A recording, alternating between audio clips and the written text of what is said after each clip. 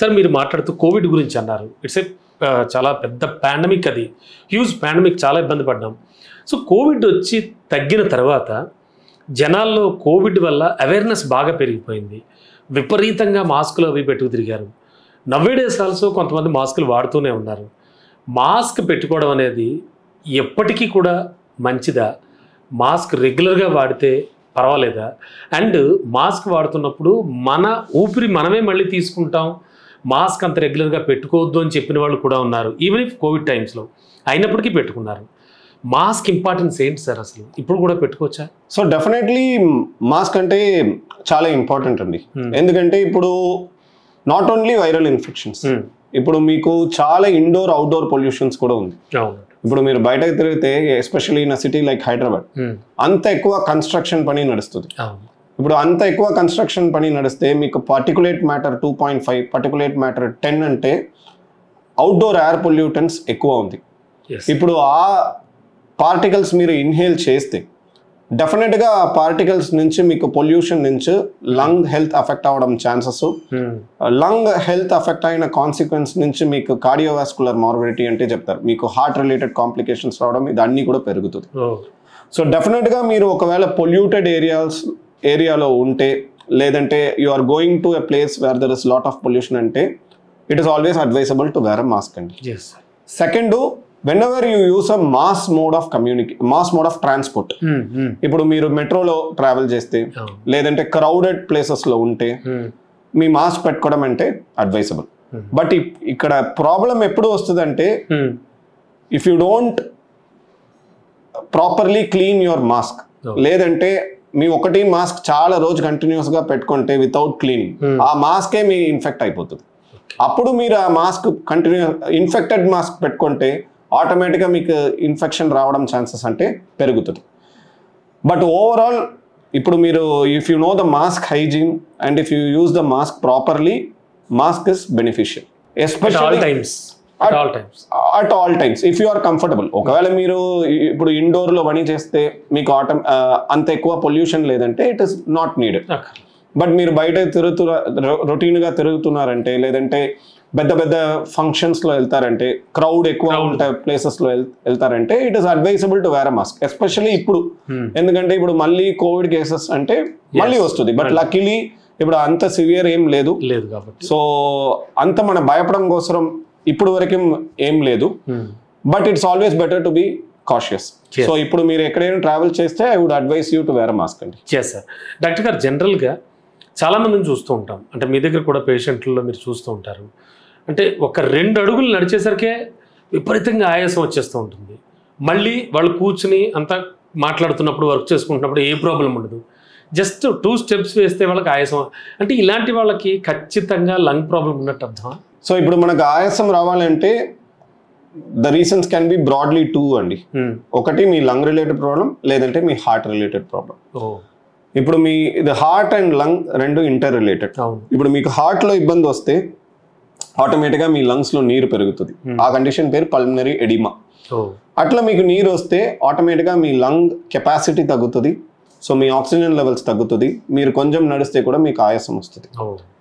Second, ఇప్పుడు మీకు లంగ్లో problem వస్తే కూడా మీ హార్ట్ మీద ఎఫెక్ట్ వస్తుంది. ఎట్లా అంటే ఇప్పుడు మీకు ILD ప్రాబ్లం ఉంది, ఇంటర్స్టిషియల్ లంగ్ డిసీజ్. ఇప్పుడు ఆ ప్రాబ్లం వస్తే మీ లంగ్స్ సైజ్ తగ్గితే ఆటోమేటిక్గా మీ రక్తనాళ మీద ప్రెషర్ పెరుగుతుంది. అట్లా మీ రక్తనాళ మీద ప్రెషర్ పెరిగితే మీ హార్ట్ వీక్ అవుతుంది, మళ్ళీ మీ కాలులో వాపు వస్తుంది, ఆయాసం పెరుగుతుంది. సో ఇప్పుడు లేదంటే థర్డ్ రీజన్ బ్రెత్లెస్నెస్. ఒకవేళ మీకు అనీమియా ఉంటే, మీ హీమోగ్లోబిన్ లెవెల్స్ చాలా తక్కువ ఉంటే అప్పుడు మీకు ఆయాసం రావచ్చు. సో బేసిక్లీ ఇప్పుడు మీ హార్ట్ రిలేటెడ్, లేదంటే లంగ్ రిలేటెడ్, లేదంటే అనీమియా రిలేటెడ్ బ్రెత్లెస్నెస్ మేనిఫెస్ట్ అవుతుంది. బట్ దీంట్లో most common reason for breathlessness మన లంగ్ రిలేటెడ్ ప్రాబ్లమ్సే. మీరు చెప్పిన ప్రకారం 2-3 స్టెప్స్ వేసుకున్న తర్వాతే మీకు ఆయాసం వస్తుందంటే డెఫినెట్గా మీ లంగ్ కెపాసిటీ చాలా తగ్గింది. సో అట్లా ఉంటే పేషెంట్లో ఈ ILD ప్రాబ్లం ఉండడం ఛాన్సెస్ చాలా ఎక్కువ ఉంది. అట్లా ఏదైనా మీకు అనిపిస్తే, డ్రై కఫ్ కంటిన్యూస్గా ఉంటే, లేదంటే కొంచెం నడిస్తే కూడా ఆయాసం అనిపిస్తే, లేదంటే జాయింట్ పెయిన్స్ ఎక్కువ ఉంది, రుమటాయిడ్ ఆర్థరైటిస్ కండిషన్ ఉంది, లేదంటే కనెక్టివ్ టిష్యూ డిసార్డర్స్ అట్లా ప్రాబ్లం ఉంది, అప్పుడు మీకు ఆయాసం ఉంటే డెఫినెట్గా మీ పల్మనాలజిస్ట్ నుంచి విజిట్ చేయాలి. ఎందుకంటే ఈ ఐఎల్డి ప్రాబ్లం ఉంటే మీ సరిగా మందులు ఇస్తే ఈ ప్రాబ్లం తగ్గొచ్చు. బట్ ఒకవేళ మీ ఈ ఐఎల్డి ప్రాబ్లం మీ సరిగా డయాగ్నోస్ చేయట్లేదు, సరిగా ట్రీట్మెంట్ వేసుకోలేదంటే definitely it will be progressive అంటే పెరుగుతుంది. అట్లా పెరిగితే మీకు లైఫ్ లాంగ్ ఆక్సిజన్ అవసరం పడే ఛాన్సెస్ ఉంది, లేదంటే ఈవెన్ లంగ్ ట్రాన్స్ప్లాంటేషన్ చేయడం కండిషన్ కూడా వెళ్ళొచ్చు. సో సెకండ్ ఇంపార్టెంట్ ఈ ఐఎల్డి, ఇప్పుడు మా ఐఎల్డి గురించి మన పేషెంట్స్కి చాలా అవేర్నెస్ ఉండాలి. ఎందుకంటే హైదరాబాద్ సిటీలో మీకు చాలా ఎక్కువ పిజన్ ఎక్స్పోజర్ ఉంది, పౌరాలు ఎక్స్పోజర్ ఎక్కువ ఉంది. ఇప్పుడు ఈ పౌరాలు ఫెదర్స్ లో, తర్వాత పౌరాలు టాయిలెట్ లో ఒక ప్రోటీన్ ఉంది. ఇప్పుడు మన ఆ ప్రోటీన్ కంటిన్యూస్ గా మన ఇన్హేల్ చేస్తే మన లంగ్ మీద ఇన్ఫ్లమేటరీ ప్రాసెస్ స్టార్ట్ అవుతుంది. ఇన్ఫ్లమేటరీ అంటే మన బాడీ అండ్ ప్రోటీన్ మీద రియాక్షన్ అవుతుంది. అట్లా అయితే మీ లంగ్ సైజ్ తగ్గడం ఛాన్సెస్ ఉంది. ఈ కండిషన్ పేరు హైపర్ సెన్సిటివిటీ న్యూమనైటిస్. అట్లా ఒక ఐఎల్డి వెరైటీ ఉంది. ఇప్పుడు ఒకవేళ మన దగ్గర 10 ఐఎల్డి పేషెంట్ హైదరాబాద్లో వస్తే almost 6 to 7 patients will have this hyper sensitivity pneumonitis అండి. బికాస్ ఆఫ్ పిజన్స్, లేదంటే ఎయిర్ కూలర్స్ లో కంటామినేటెడ్ వాటర్, లేదంటే wet walls, fungal exposure, pollution, అట్లా ఉంటే కండిషన్స్ లో, or even your dog and cat exposure, అట్లా pets feathers, pets hair proteins, ఇదన్నీ నుంచి కూడా మనకు లంగ్స్ అఫెక్ట్ అవ్వడం ఛాన్సెస్ ఉంది. ఇది మన ఫస్ట్ డే డయాగ్నోస్ చేయట్లేదంటే definitely it will be progressive and eventually మన లంగ్ సైజ్ చాలా తగ్గుతుంది, ఆక్సిజన్ అవసరం పడే ఛాన్సెస్ ఉంది, ఆర్ చాలా పేషెంట్స్ లంగ్ ట్రాన్స్ప్లాంటేషన్ స్టేజ్ కూడా వెళ్తారు. సో అందుకే ఈ హైపర్ సెన్సిటివ్ న్యూమనైటిస్ గురించి we should have the awareness. ఇప్పుడు మీ ఇంట్లో లేదంటే వర్క్ ప్లేస్లో చాలా ఎక్కువ పవర్లు ఉంటే, లేదంటే ఆ విండో పెయిన్స్లో టాయిలెట్ డ్రాపింగ్స్ ఉంటే, పవర్లో టాయిలెట్ డ్రాపింగ్స్ ఉంటే మన అది రొటీన్గా క్లీన్ చేయాలి. లేదంటే ఎయిర్ కూలర్స్ ఉంటే ఆ కంటామినేటెడ్ వాటర్ రొటీన్గా క్లీన్ చేయాలి. ఇప్పుడు మీకు ఒకవేళ వెట్ వాల్స్ ఉంటే అది ఇమీడియట్గా పెయింట్ చేసి డ్రై చేసుకోవాలి. ఇది మనం చేయట్లేదంటే వితౌట్ అవర్ నాలెడ్జ్ మనకు కంటిన్యూస్ ఎక్స్పోజర్ ఉంటుంది. ఆ కంటిన్యూస్ ఎక్స్పోజర్ నుంచి మన లంగ్ సైజ్ మెల్లగా తగ్గుతుంది. జనరల్ గా అంటే ఎయిర్ కూలర్ తో ప్రాబ్లం అంటున్నారు, ఎన్నాళ్ళకు ఒకసారి వాటర్ మార్చాలి, డైలీ మార్చుకుంటే ideal is you have to clean it daily అండి.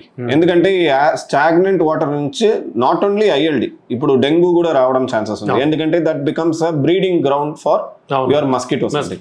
So every day you should clean the water. And మీరు ఒకవేళ దాంట్లో ఏదైనా ఫంగస్, గ్రీన్ కలర్ ఫంగస్ అట్లా ఏదైనా అనిపిస్తే you have to clean thoroughly అండి. ఇప్పుడు మీరు అది చేయట్లేదంటే ఎప్పుడప్పుడే మీ స్టార్ట్ చేస్తే, ఎయిర్ కూలర్ స్టార్ట్ చేస్తే automatically you will start inhaling that fungal spots. And what about ACs అండి? ప్రతి ఇంట్లో ఏసీ ఉంటుంది, దట్టు సమ్మర్ వచ్చిందంటే మస్ట్ అండ్ షుడ్గా ఏసీ పెట్టుకోవాలి.